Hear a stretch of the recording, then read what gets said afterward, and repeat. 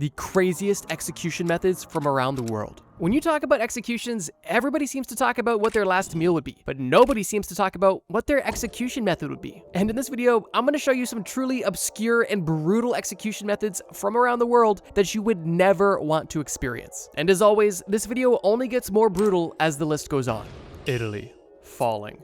Italy has a long and rich history, and for that reason, I'm going to give a few examples of how they used this one torture method throughout different parts of its history in different ways. Let's start in pre-Roman Sardinia. Imagine you're just an old person living in your little hut, maybe on the coast of the island that you reside on. You realize that you're getting up there in age and realize that soon the ritual was going to happen. One day, a group of young men come into your house and tell you it's ritual time, and you prepare for what's about to happen, as you've seen it happen to other men your age. You're first given a mysterious neurotoxic drink. You are then carried to a nearby cliff by these young men. But these young men aren't just on this cliffside to watch the sunset with you. They are raising you above their head Lion King style and throwing you off a cliff. That's right. The first execution method we're talking about is falling. Definitely one of the most simple entries on this list, but trust me, the implications are pretty wild. In this first example I gave in pre-Roman Sardinia, people were literally just executing the elderly. Like, this was a common ritual. During this time, if you were an elderly person who was unable to support themselves, you were ritually killed. And this was just an accepted practice in pre-Roman Sardinia. And as I described, how this would typically go is they would get the old person intoxicated through a neurotoxic plant that was known as the sardonic herb. Regardless, once they get their elderly victim nice and high, they will take them somewhere nice and high. And at that point, they have one of two options. They are either dropped from a high height or beaten to death and then dropped from a high height. And that's just the Sardinian version of an old folks home. There's really not too much more to say about literally falling off a cliff, but it is an interesting execution method, and I wanted to add it specifically for this reason because in Italy, they were just doing it differently. This wasn't the only time that falling was used as an execution method in modern day Italy. For example, during the Roman Empire, an emperor by the name of Tiberius was known to also use this method, also for an interesting reason. Emperors would execute people for a plethora of reasons, but Tiberius would specifically execute boys that he was no longer enjoying physically, if you get my drift. Once Tiberius felt that he had his fun with these boys, he would have them thrown off a cliff while he watched. But he was compassionate because he didn't have these boys thrown onto rock, he had these boys thrown into water. Obviously, being thrown into water could still lead to instant death or death by drowning, but there is a chance that these boys could survive. But don't worry, Tiberius definitely thought of this. So when he had these boys thrown off a cliff into the water, he had men in boats below waiting for these boys to land in the water where they could then break their bones with the oars if needed. So yeah, falling is definitely one of the most prehistoric and simple methods of execution. But in Italy, back in the day, they were using it for some very strange reasons. But let's move on. The United States. The upright jerker.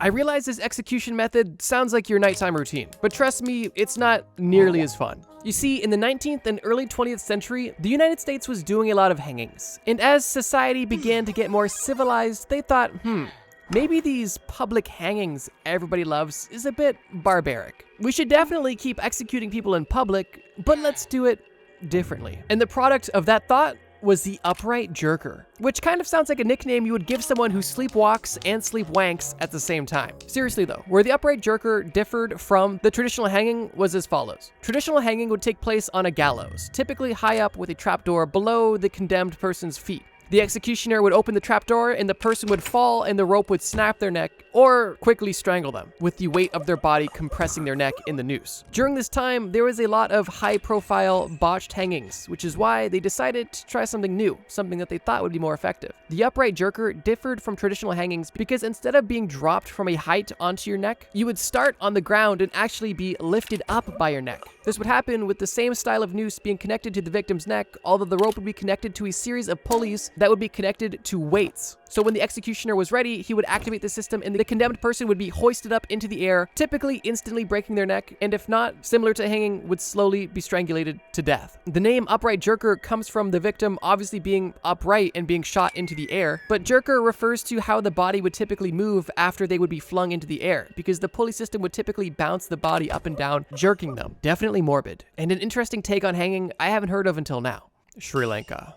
Crushing by elephant. I mean, you probably already get the idea, but I'm gonna give a bit more context because, believe it or not, there is some nuance to this. Unlike the very first example I talked about, this method was used on criminals. So we're at least off to a better start. How this execution method would work is after the justice system of the time would do its thing, and then the person was then sentenced to death, they would then have them ready for the elephant execution. How this would look is the condemned person would be put on a pedestal, typically a smooth stone surface, and then they would bring in the elephants. But here's the thing, the elephant could go one of many ways. Depending on how trained the elephant was, they would either walk the elephant back and forth over top of the person until the elephant accidentally stepped on the vitals of this person, or if the elephant was more trained, the elephant would deliberately step on the person's limbs, torso, and even head to quickly execute the individual. Pretty simple, but extremely brutal. But these weren't the only ways that they would use elephants to their advantage. In some cases, they wouldn't even have the elephant step on the person at all, at least not at first. They wouldn't start with the person laying down. They would allow the elephant to grab the person by their trunk and throw them around. And then, once they were thrown to the ground, the elephant would then,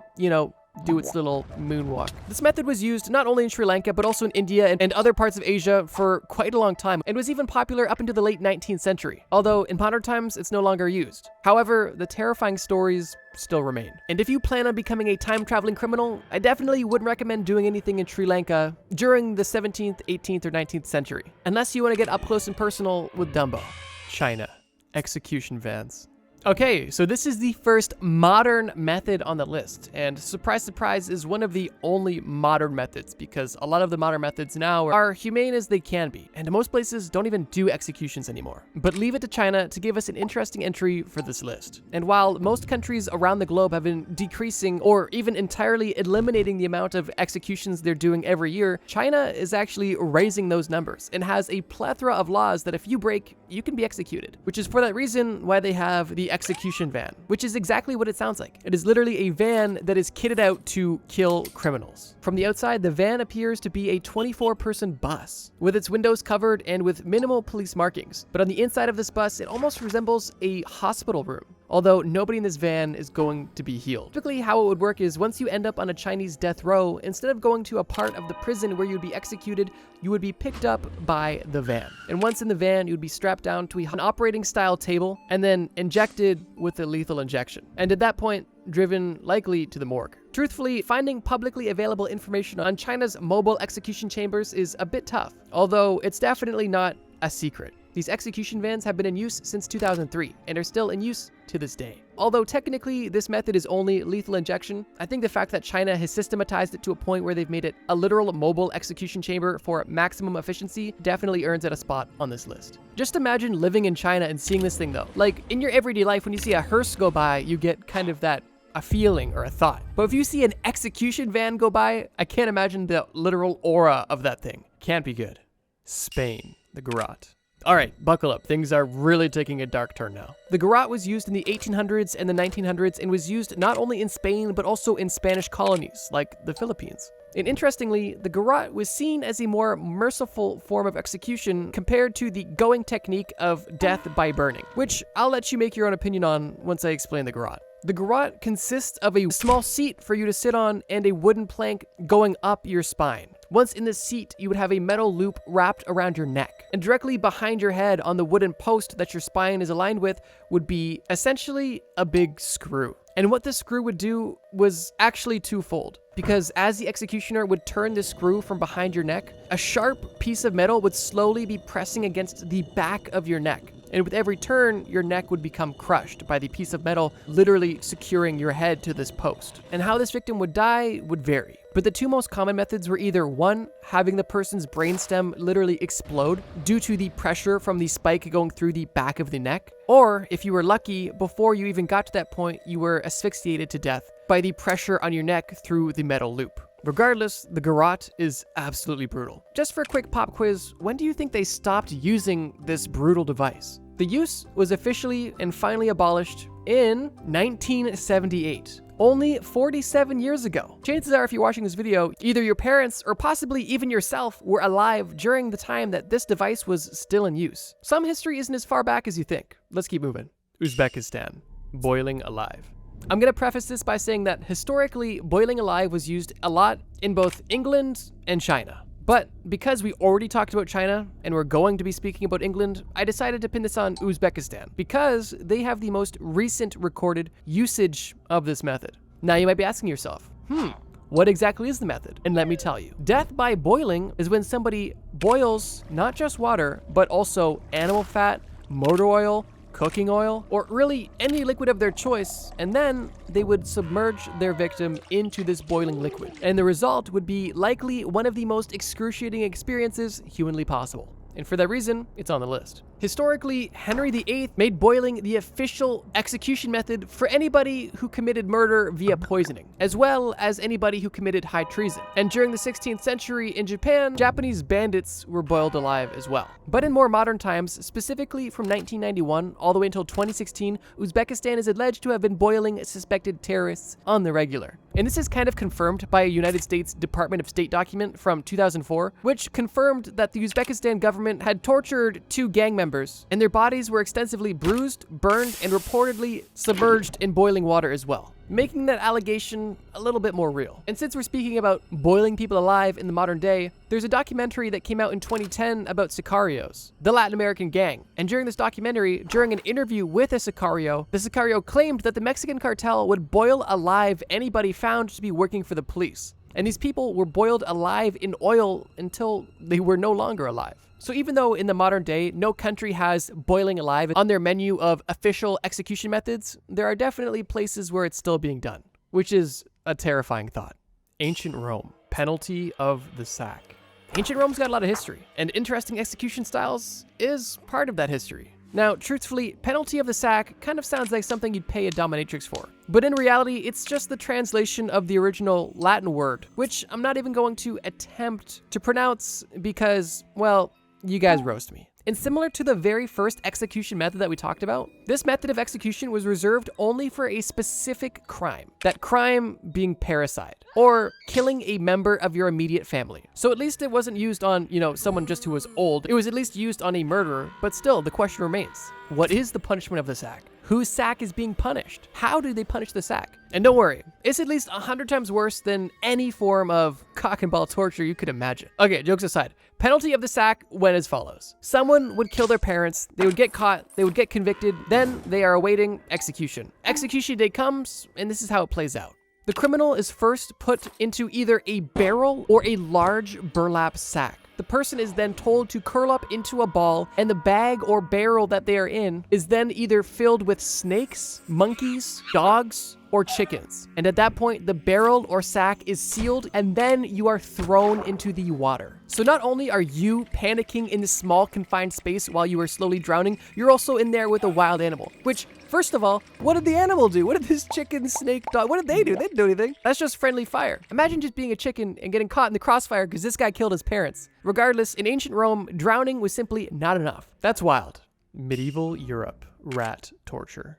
This method was pretty widely spread across all of Europe during the medieval era, so I'm just doing the region, not even the country. They were all guilty. Rat torture is definitely one of the most famous and one of the most brutal methods of execution likely ever used. And for that reason, you may already be familiar with this method. So I'll keep it brief. This method was used on any range of criminals, and although the method was considered torture, it essentially had a 99.99% fatality rate. Here's how it would work. You would be walked into the execution chamber, the dungeon, the medieval places where people died, and you would be strapped down. Once strapped down, you would have a rat placed typically on your stomach. And on top of that rat, they would place a small cage firmly on top of your stomach, trapping the rat onto your body. And now you officially have a pet rat. But unfortunately, this isn't the end of the torture method, as once this cage was secured to your body, the executioner would begin to apply typically heat to the rat to make it uncomfortable and force it to try to find a way out of this cage. And of course, it can't get through the metal cage, however, it could possibly burrow down. And that's exactly what would happen. This rat would begin to burrow and eat and scratch and claw through the person's body, typically going directly into their intestines, causing an excruciating and brutal experience that would typically not instantly kill you, but cause a slow, excruciating, painful death in anywhere from a few hours to even a few days in some cases. This death was typically brought on by a loss of blood or